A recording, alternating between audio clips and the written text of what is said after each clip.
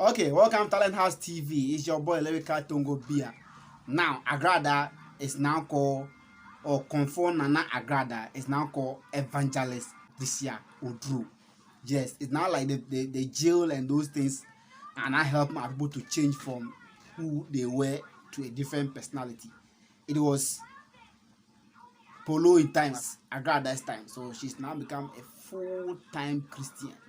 Charlie, she gave a lot of revelations today during her press conference. We won't waste much time. We'll listen to her when we come back. Then we go. Okay. Mama, good evening. Being any first on your family, the great Nana Agrada. Na Unyankopon ayadum amane erade asesa medin enunti enene me fresh press conference nyame waye bia ma me pa na before say me kasa mpesa me to nyom di Nyankopon aye me say eye na awotwe ni enne eye branda na beye na awotwe ni de be cheme Echo Police National Security Office. Na de enti am frɛ press conference me di kan e de aseda ama twedi ampon Onyankopon wono na obɔ soro na obɔ asase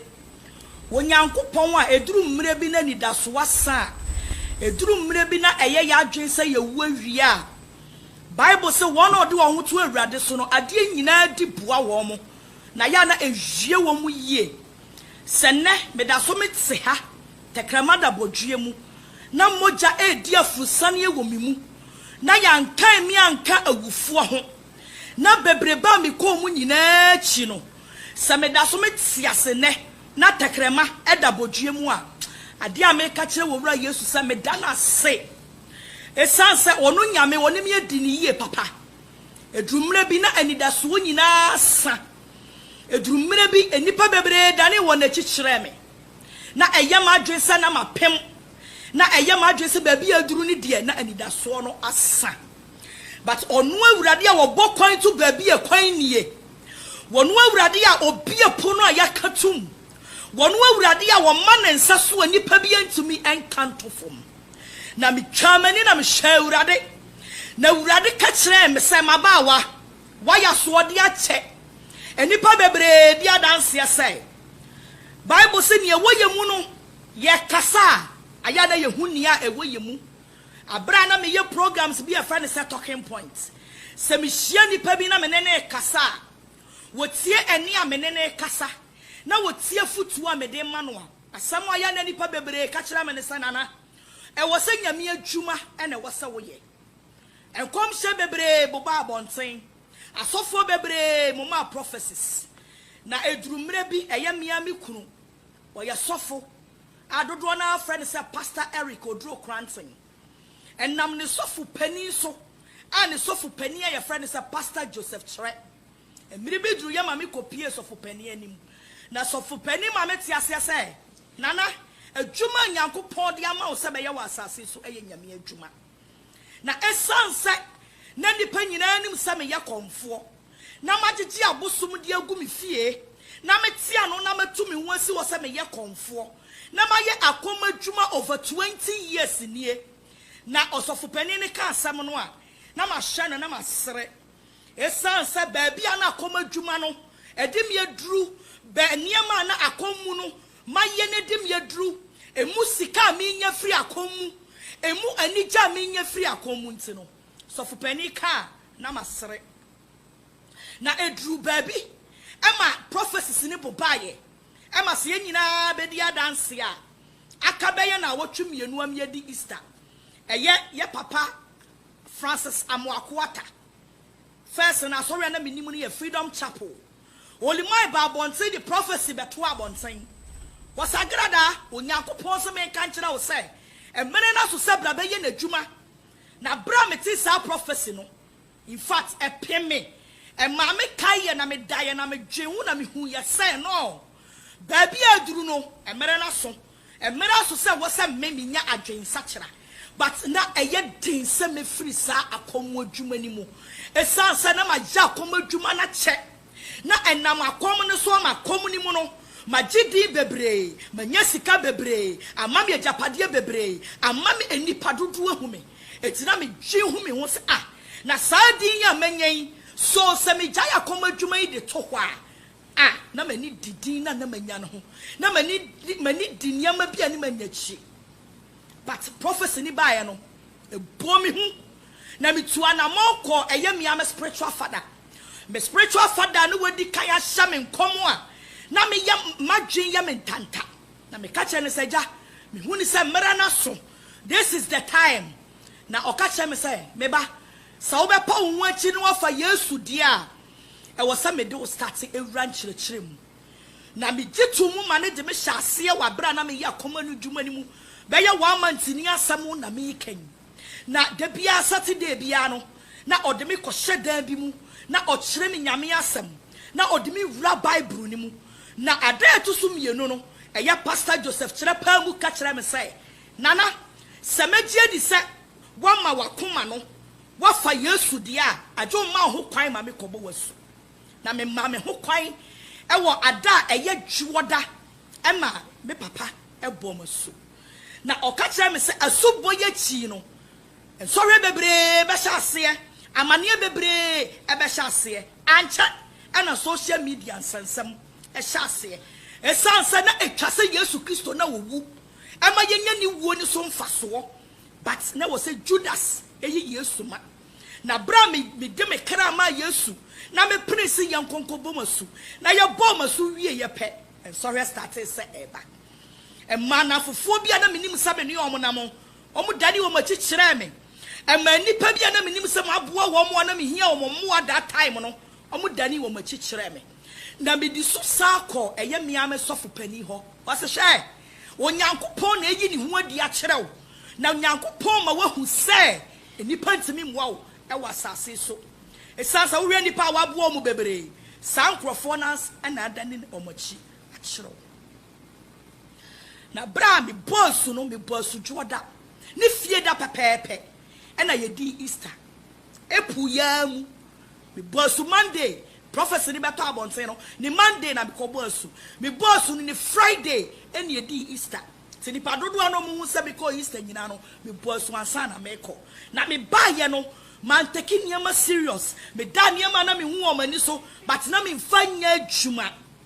ekosi eye nnene na awotwe a me wo madwumam ana national security for be fa me na samo mo kan ne say 49 TV stations ana omu ni licenses but ye de ne wo bi but 1 year na ye ntwiae omu de me koye na bra omu de me kokoto cells ho no na me hu sa bra ye di Joseph ani asuafo bi adi kai koto wo jabuo ni mu no na sabra na me paw me hu achi na me sufre awurade sa awurade sabra de wa ba wa mapem nti awurade hu me mobo na sa hu me mobo na sa wo bua me a awurade sanya magie di sa madi wachi ne mama kwanya me ya bomasu no wasama mama te ase se ye nso kane amfa nhye empase na mum ye de kane anu si beposo e ma wiase nyina hu se wei oyonyame ba awurade sa hu me mobo na wo bua me a papa memma me nsa so ahye wanimunyam na mapam akase awurade manya dwensa kyera na fa won saka wabawa na efini kikawa bia menya wa komadwuma ni mu no awurade sa wotimi tutu sa ne ma ni nyina afiri me mu a na se wo mmere no eso na ese ne fata se Kristo me ya wadwuma awurade me hye wadwuma dodo na bra me ni awurade call sa apam wei na ye yi mi pie ye ne de me ba be call cells ye de me be call courts na me free cells why de me be call courts me say awurade kire wutumi na sa court wa ye de me koi me pese me so wutumi hwe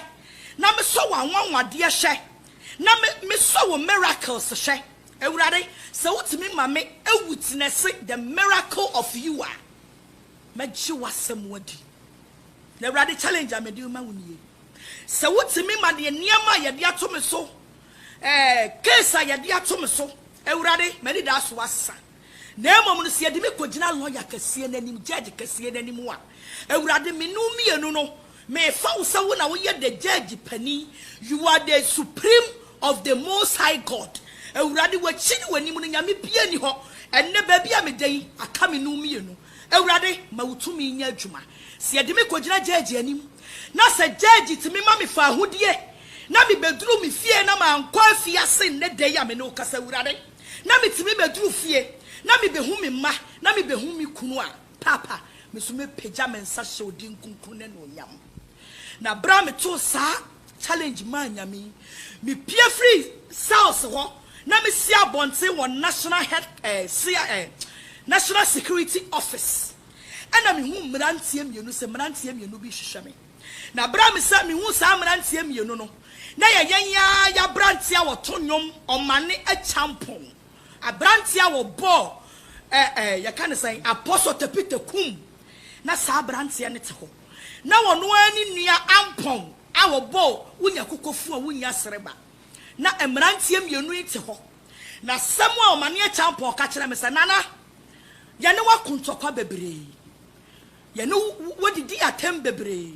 nanso Kristo a wo fra yan ne say yamra wo nkyai na yemehya wo bone yan ma wunkuranhye sade me omane a champon wodi ye me nyina me de achew na emom Kristo say obeyiw na se wo yiwa bra na beye n'adwuma esanse emre ni nie na se wo gitum wo akoma mu a Kristo edo bone be chew na bra wo ka sa no ni nua amponso ede ne de etoa so na wo ma me quotations na otumefo by sabre no na samrantie mienu we no munim nia madwen e wo makoma mu ni mitirim na awurade yakopon pe ena ne nim de madwen e wo makoma mu ani mitirim na me ka kirom na me bu nkotodwe na me so mane a champo nkotodwe mu me se bra me papa wo me ye frɛ no kwadwo omane eti mi hu ne sa eye yankopon na asoma wo se be ka sasem wo akira me ka kire wo nyame a osoma wo ka kire awurade osoma wo ka kire yesu a osoma wo se wo wantimi akasa wo nimi wo problem na emomru di problem ni nyina kyeme ne watimi aba ha se ne e waka no eno ne bebam wose kɔ omane champon wose kɔ na wo nyame wa ya wie hyiran ka twadi ampo nyankopon sabra mi kokoduru court ho ne ade mi kogina adaka mu kwahia judge bi sa ye ne sai o mi lawyer keka ne nsam na judge nso keka ne nsam na judge panin ma ne judgment so wasa me mani pa bia enyina wachi na me mafie bia nkase ya gifie bia na me nkase ya fasika bia nto so na emom no ade a megye afiri ho ya wo sengerecha ene o passport a wodi tu kwan wana me pagya mani hwe wie mu na me ka kire awurade sa awurade bosha me hye wo wabra na me da head quarters wo prison ho cells ho awurade wa hye wodi awie ni aka eye de amesome na bra me pia bonte me sa me singere cha wieye ni asa brantie bia e friend sofo bi so obofo so ono so madi na tem na no so omo de me sai call national CID headquarters na so omo yi video kire me na me sai ya no kore wadi matem na me so me di ni bi na no so omo sai de me kotum mu na nyakopon e ho no so me ni nyame tentam ye me sa awurade bi nim de awudi kan ye ma me awurade gwen so hu me mabo na ade a kyenye no nyakopon adumti ya maami bel eye abra ye fieda no anwumre na bra fieda no anwumre mi bedru fie no ni kwasieda me kwa sorry na me ko pagya me nsa hye Kristo din ani nyam na me pa mu ka kire Kristo say menya dwuma ye fra ne sa koma dwuma biam menya dwuma ye fra ne sa busuma dwuma biam edinga ye fra me sa nana agrada no mpo me mpe na mate e wo masum na bra me dru asori dem ho no me de me Bible e kwa asori dem ho ni nyina video e wo ho mripam no ye bema obi ahu de ekoso e wo Pastor Joseph Chere asori dem asori afa ne say Trusted World Ministry de antia me friends and jurofo ye kituwa bi me mpasa video ni beba abonten ansa de awurade ayama me wo fra awurade afra me wo gye awurade agye me eho anigye ne eho ahoaho a adesoa bia na so me edi bia na da me din so na kwasie da no me sofo e ka kire me so onyame a wo fra wo no wo se dia ya fama wo evangelist Patricia Odro Cranton enesa mete ha Yesu agye me na wasesa me din aye fra me nana agrada na wa ma me din foforo bia ye fra me evangelist Patricia Odro Cranton Eradia sisa mi din. Now I'm me din fufro bi edi amenti ase. Aw, onyamia shebi. Eti na me frɛ mo a. Na me hyam bo se. Enkoba se me de mano keke na makase mafa Kristo. Aya me kra na ma gyenkwa. Enkoba se asori dem keke na mafa Yesu. Se me kra na ma gyenkwa no. Nyankopɔn eya dom. Na se Yesu wa ma. Eye ya woda wei. Anopa 9 o'clock. Asofo mpanimfo bedi machi na yakoma busumfie ho na woma gina mu amanyame atumi ayadwuma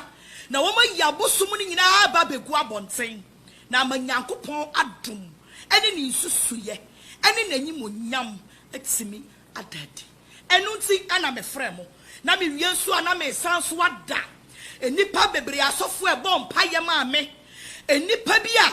wo mu gina mu ma me awa bra Bible ma yeti ase se na etwase bibi esi na emom no na wose yenye Judas eti de koso wa bonte de nipa kafa me hu nyina no muma yemom ne yafase da ma Yesu Kristo esanso wo no pe ne pe ene be ya wonye ne nipa pe na emom muma yenya hweyie na wanye Judas ama wo bi ahyebre esanse Bible say hwintinia no de ebeba na emom hweyie na anam so na de nam ne so a ebeba no onue enti onue adofo ene huhu me a evangelist Patricia Odro Cranton awrade asesa medin me da osofo ma me pep donko me da na se bebre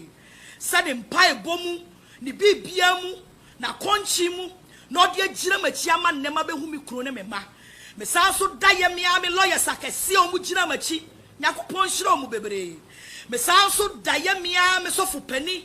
Pastor Joseph Chira. One ne wife Mama Abigail. A yet trusted well ministries for and penny for any adofo mu kode nwuram esugu Kristo so se omuhu eye me mobo. Me sanso daye mia me kunu. Pastor Eric Odro Cranton ateti a wafamu empo ye dino se sofo wale konfo na nyankopon adom nyamikopon senkyere ne adadi na ne me ba betai mi kunu achi na watimi ama ne nyankopon adwuma na ofre no atimi adimu